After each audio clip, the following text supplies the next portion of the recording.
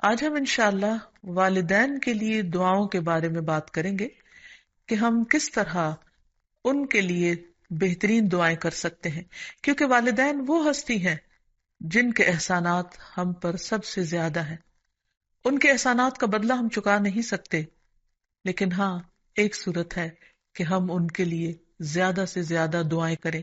خصوصاً اس وقت جب وہ دنیا سے جا چکے ہوں اور ہم ان کے لیے کسی قسم کی کوئی جسمانی خدمت یا مالی خدمت یا کسی اور طریقے سے کوئی مدد ان کی نہ کر سکتے ہوں۔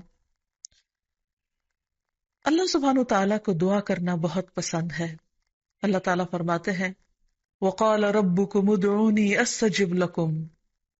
اور تمہارے رب نے فرمایا کہ مجھ سے دعا کرو، میں تمہاری دعا قبول کروں گا۔ تو اللہ سبحانہ تعالیٰ نے خود ہمیں حکم دیا ہے کہ مجھ سے مانگو، تو ہمیں اللہ سبحانہ تعالیٰ کی اطاعت کرتے ہوئے مانگتے رہنا چاہیے۔ اور ویسے بھی ایک اور آیت میں آتا ہے وَإِذَا سَأَلَكَ عِبَادِي عَنِّي، اور جب آپ سے میرے بندے میرے بارے میں پوچھیں، یعنی اللہ سبحانہ تعالیٰ کے بارے میں کہ ہمارا رب کہاں ہے، ہم اس سے کیسے دعا کریں، تو آپ ان کو بتائیے فَإِنِّي قریب، میں تو قریب ہوں، بہت قریب، دور نہیں ہوں، بیچ میں کسی اور کو لانے کی ضرورت ہی نہیں، سب سے زیادہ تو میں ہی تمہارے قریب ہوں۔ اجیب دعوت الداعی اذا دعانی،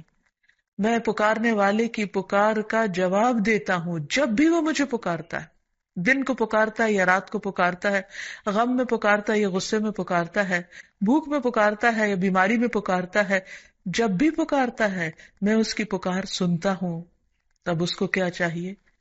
کہ فَلْيَسْتَجِيبُوا لِي، چاہیے کہ وہ بھی میری بات مانے، یعنی اگر وہ چاہتے ہیں کہ ان کی دعائیں سنی جائیں تو انہیں میری اطاعت کرنی چاہیے۔ وَلْيُؤْمِنُوا بِي، اور چاہیے کہ مجھ پر ایمان لائیں، مجھ پر اعتماد کریں، مجھے اپنا رب مان لیں، لعلہم یرشدون، شاید کہ وہ سیدھی راہ پائیں، ان کو صحیح راستہ مل جائے۔ ہوتا یہ ہے کہ جب انسان کی زندگی میں کوئی مشکل آتی ہے تو اس کے پیچھے کوئی مقصد ہوتا ہے، کوئی حکمت ہوتی ہے۔ اللہ سبحانہ تعالیٰ اپنے بندے کو اپنے اور قریب کرنا چاہتا ہے، اس لیے وہ اس کو کسی نہ کسی ایسے دکھ، تکلیف یا پریشانی میں مبتلا کر دیتا ہے تاکہ بندہ اپنے رب کی طرف رجوع کرے، اس مشکل پر صبر کر کے اجر پائے، اللہ تعالیٰ کی طرف رجوع کر کے اور زیادہ دعا مانگے، کیونکہ دعا عبادت ہے، الدعاء هو العبادہ، اللہ سبحانہ تعالیٰ کے نزدیک نہایت پسندیدہ،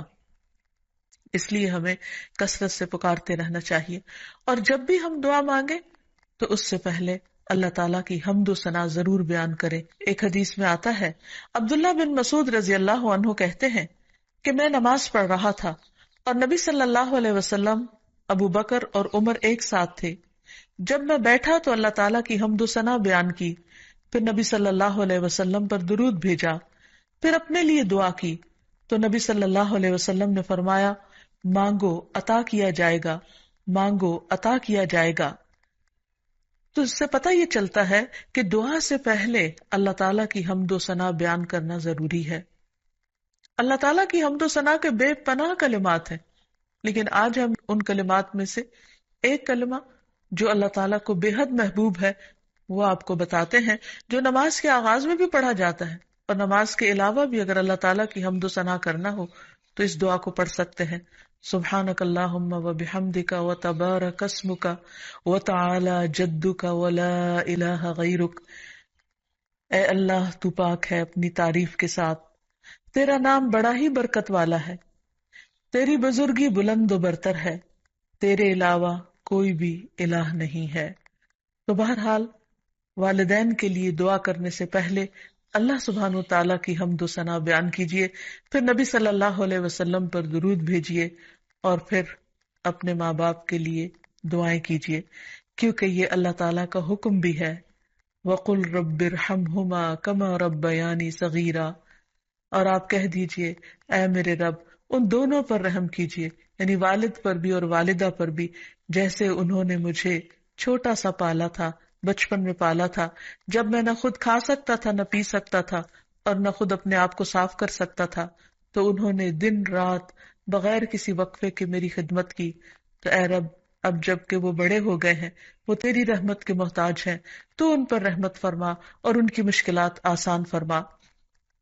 پھر اسی طرح والدین اگر زندہ ہو تو بھی دعا کی جائے، اور اگر وہ فوت ہو جائے تو وہ اور بھی زیادہ دعاؤں کے مستحق ہو جاتے ہیں۔ جب برزخ میں والدین کا درجہ بڑھا دیا جاتا ہے، یعنی بلند کیا جاتا ہے، تو وہ پوچھتے ہیں کہ ہمیں درجے کی یہ بلندی کیوں کر حاصل ہوئی؟ تو انہیں بتایا جاتا ہے کہ یہ تمہاری اولاد کی دعا کی وجہ سے۔ ویسے بھی جب انسان فوت ہو جاتا ہے تو اس کے اپنے عمل کا سلسلہ ختم ہو جاتا ہے۔ تین چیزیں مرنے کے بعد بھی فائدہ دیتی ہیں، جن میں سے ایک صدقہ جاریہ ہے، دوسرے ایسا علم جو انسان اپنے پیچھے چھوڑ جائے جس سے لوگ فائدہ اٹھائیں، اور تیسرے ولد صالح یدعو لہ، نیک اولاد جو اپنے والدین کے لیے دعائیں کرے، یعنی بیٹے کی دعا یا بچوں کی دعا اپنے والدین کے حق میں قبول ہوتی ہے، اس لیے خوب خوب دعائیں کرنی چاہیے۔ ہم دیکھتے ہیں کہ مختلف پیغمبر بھی اپنے رب سے اپنے والدین کے لیے دعائیں کرتے رہے ہیں، جن میں نوح علیہ السلام کی دعا ہے۔ وہ کہتے ہیں رب اغفر لی ولوالدی ولمن دخل بیتی مؤمنا وللمؤمنین والمؤمنات، اے میرے پروردگار مجھے بخش دے اور میرے والدین کو بخش دے، اور ہر اس شخص کو جو میرے گھر میں مومن کی حیثیت سے داخل ہوا ہو ان سب کو بھی بخش دے۔ اسی طرح ابراہیم علیہ السلام کی دعا ہے ربنا اغفر لی ولوالدی وللمؤمنین یوم یقوم الحساب، اے ہمارے پروردگار مجھے، میرے والدین اور تمام مومنوں کو اس دن معاف کر دینا جس دن حساب لیا جائے گا۔ پھر اسی طرح ہم دیکھتے ہیں کہ صحابہ کرام اپنے والدین کے لیے دعائیں کیا کرتے تھے، جن میں خاص طور پر حضرت ابو ہریرہ کا ذکر ملتا ہے کہ وہ ایمان لے آئے تھے لیکن ان کی والدہ مشرکہ تھی، اور وہ نبی صلی اللہ علیہ وسلم کے بارے میں ایسے کلمات کہہ دیتی جس سے ان کو بہت تکلیف ہوتی۔ تو ایک مرتبہ اسی طرح کے کچھ کلمات سن کر وہ روتے ہوئے نبی صلی اللہ علیہ وسلم کے پاس آئے، کہنے لگے کہ یا رسول اللہ صلی اللہ علیہ وسلم، آپ میری والدہ کی ہدایت کی دعا کیجیے۔ بہرحال آپ صلی اللہ علیہ وسلم نے ہاتھ اٹھا دیے، ان کے لیے دعا کی، اور جب حضرت ابو ہریرہ واپس گھر پہنچے تو ان کی والدہ اسلام قبول کر چکی تھی۔ حقیقت یہ ہے کہ والدین کے لیے خود بھی دعا کرنی چاہیے اور دوسروں سے بھی دعا کی درخواست کرنی چاہیے۔ پھر اسی طرح ہم دیکھتے ہیں کہ ایک مرتبہ ابو ہریرہ جب اپنے وطن پہنچے تو بڑی اونچی آواز میں کہا اماں جان السلام علیکی ورحمۃ اللہ وبرکاتہ۔ انہوں نے جواب دیا وعلیک السلام ورحمۃ اللہ وبرکاتہ۔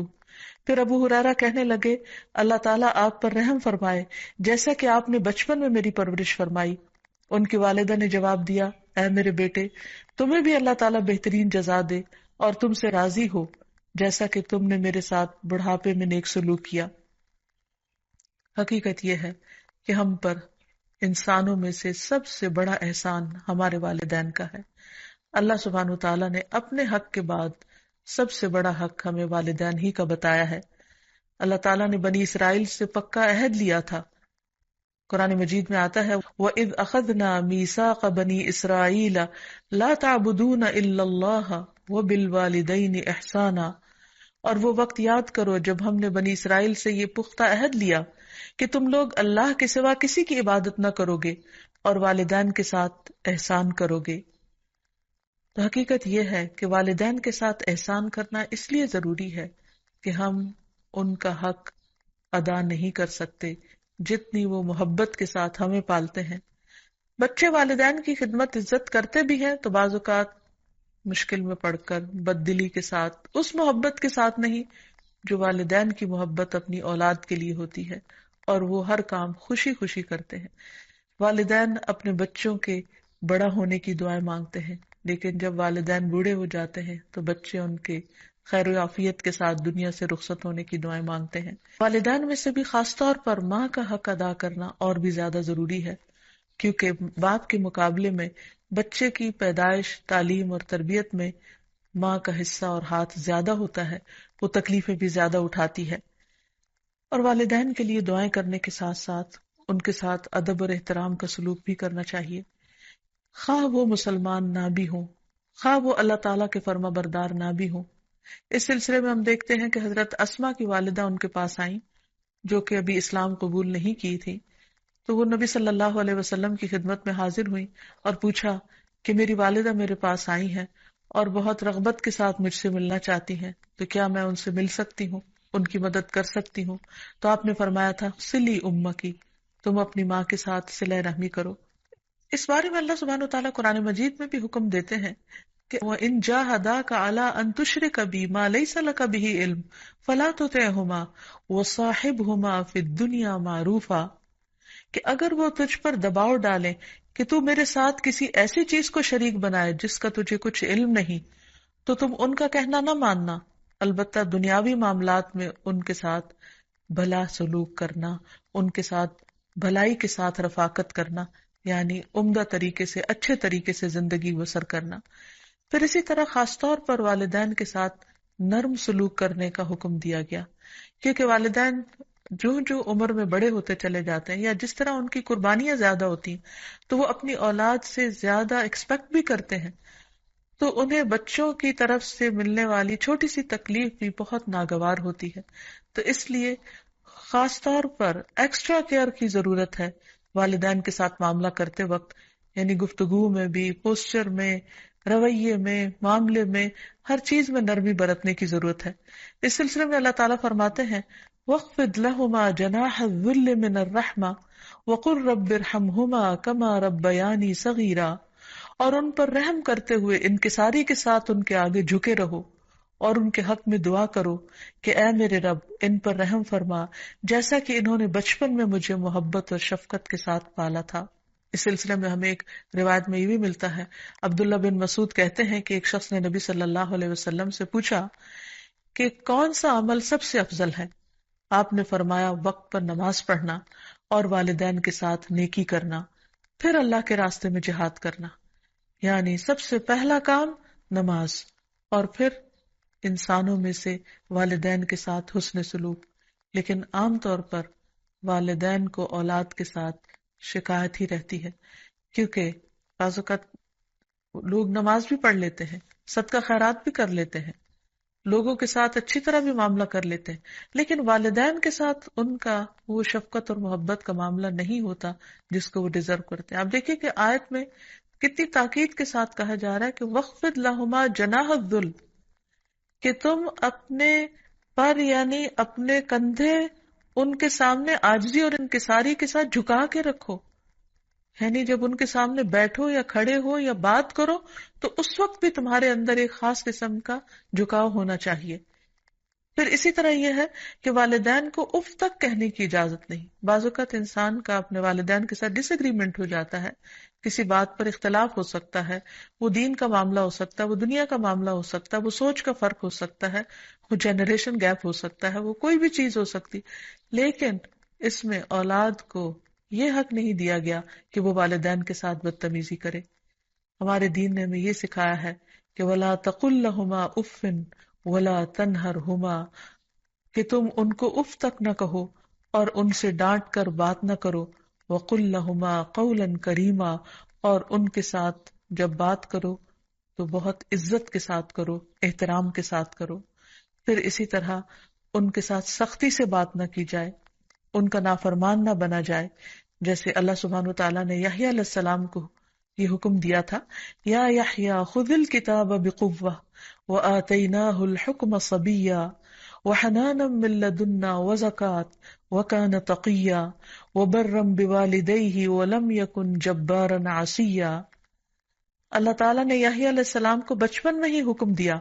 کہ اے یحییٰ کتاب کو یعنی تورات کو مضبوطی سے پکڑ لو، اس پر مضبوطی سے عمل پیرا ہو جاؤ، اور ہم نے اسے بچپن میں ہی قوت فیصلہ عطا کی، اور ہم نے اسے اپنی مہربانی سے نرم دل اور پاک سیرت بنایا، اور وہ فی الواقع پرہیزگار تھے اور اپنے والدین سے ہمیشہ اچھا سلوک کرتے تھے۔ یہ قرآن مجید کی گواہی،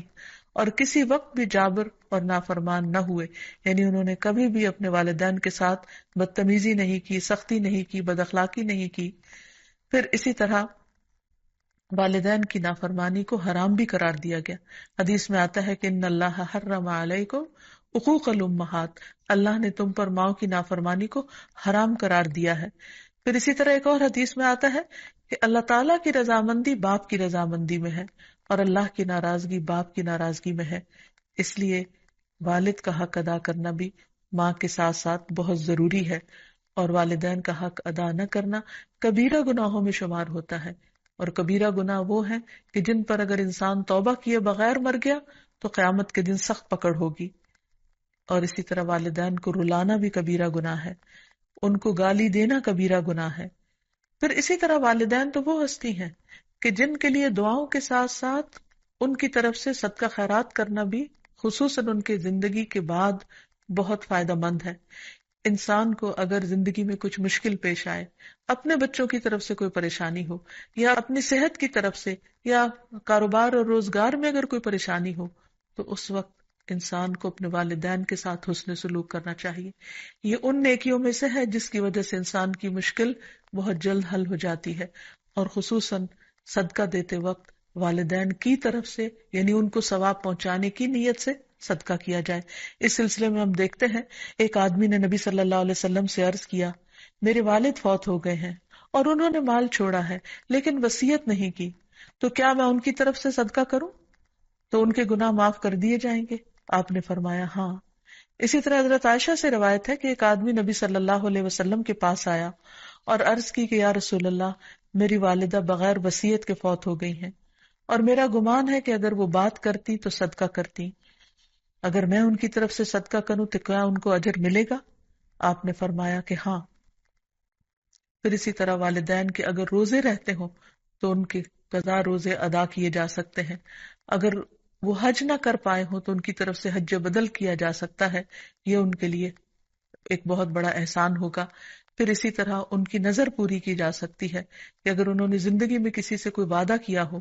اور وہ اسے پورا نہ کر سکے ہوں، اللہ تعالیٰ کے لیے کوئی نظر مانی ہو اور اسے پورا نہ کر سکے ہوں، تو اس کو ادا کر دیا جائے۔ تو خلاصہ یہ ہے کہ انسان اپنے والدین کے ساتھ جو احسان کر سکتا ہے، اس میں جب وہ زندہ ہوں تو ان کا دل خوش کرے، ان کی خدمت کرے، ان پر اپنا مال خرچ کرے، ان کی اطاعت اور فرما برداری کرے، خواہ وہ اللہ کے فرما بردار ہوں یا نہ ہوں، ان کے ساتھ حسن سلوک کرتا رہے۔ جب وہ فوت ہو جائے تو ان کی طرف سے صدقہ خیرات کرے، والدین کے دوستوں کے ساتھ حسن سلوک کرے،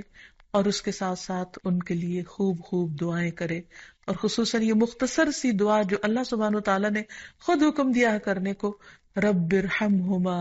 کما ربیانی صغیرا، اس دعا کی خوب خوب تکرار کرے،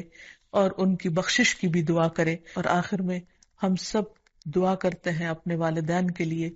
کہ اللہ تعالیٰ ان پر اپنی رحمتیں فرمائے اور ان کو اپنا پسندیدہ بنا لے، اور اگر وہ دنیا سے جا چکے ہیں تو انہیں جنت میں اعلیٰ مقامات عطا